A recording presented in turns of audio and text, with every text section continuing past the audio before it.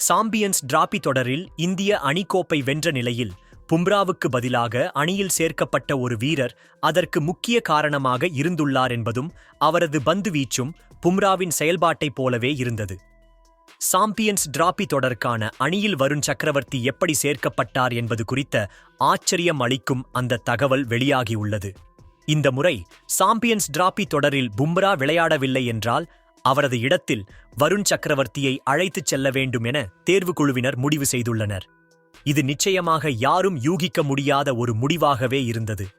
ஏனெனில் பும்ரா உலகின் நம்பர் 1 வேகப்பந்து வீச்சாளராக இருந்து வருகிறார். வருண் சக்கரவர்த்தி சாம்பியன்ஸ் டிராபி தொடரில் பங்கேற்கும் முன் T20 போட்டிகளில் சிறப்பான பங்களிப்பை அளித்து வந்தார். ஒருநாள் போட்டி சூழ்நிலையில் அவரால் அதே தாக்கத்தை ஏற்படுத்த முடியுமா என்பது தெரியாத நிலையில் BCCI தேர்வு குழுவினர் இந்த முடிவை எடுத்திருக்கின்றனர். அது இந்திய அணியின் வெற்றிக்கும் ஒரு காரணமாக அமைந்திருக்கிறது. வருண் சக்கரவர்த்தி கடந்த ஆண்டு இந்திய T20 அணியில் இடம் பிடித்து தொடர்ந்து விக்கெட் வேட்டையாடி வந்த நிலையில் அவரை சாம்பியன்ஸ் டிராபி தொடரில் சேர்க்கலாமா என்ற விவாதம் தேர்வு குழுவினரிடம் நடந்துள்ளது. இந்த நிலையில்தான் பும்ராவுக்கு ஆஸ்திரேலியா டெஸ்ட் தொடரின் முடிவில் காயம் ஏற்பட்டது. அவர் விளையாட மாட்டார் என தகவலும் வெளியானது. பும்ரா அளவுக்கு தாக்கத்தை ஏற்படுத்தக்கூடிய ஒரு பந்துவீச்சாளர் அணியிலிருந்தே ஆக வேண்டும் என்ற இக்கட்டான சூழ்நிலை ஏற்பட்டது.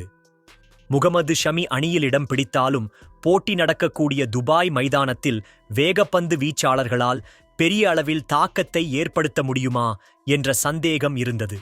ஷமி தனது 100% உடற்தகுதியுடன் இல்லை என்பதும் நிலையில்லாத சூழ்நிலையாக அமைந்தது.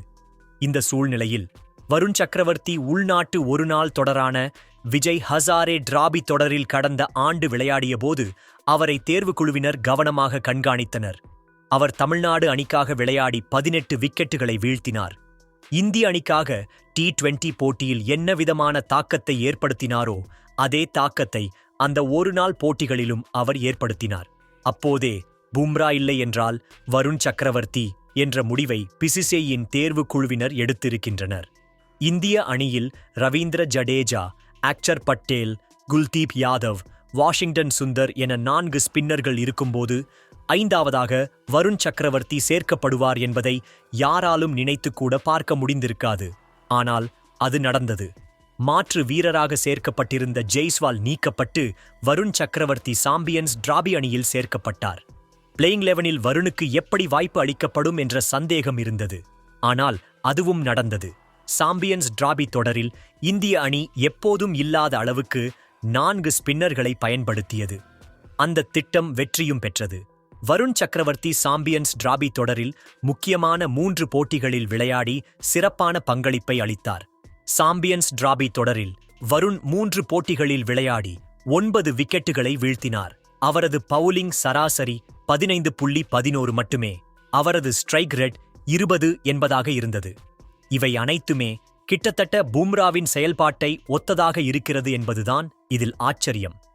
இதை முன்பே தேர்வு குழுவினர் யூகித்து பும்ரா இல்லை என்றால் வருண் என்ற சரியான முடிவை எடுத்திருக்கின்றனர். இந்திய அணியில் வருணை ஆட வைத்தது தேர்வு குழுவின் சரியான கணிப்பு என்பதில் சந்தேகமில்லை என்பது குறிப்பிடத்தக்கது. நன்றி, வணக்கம்.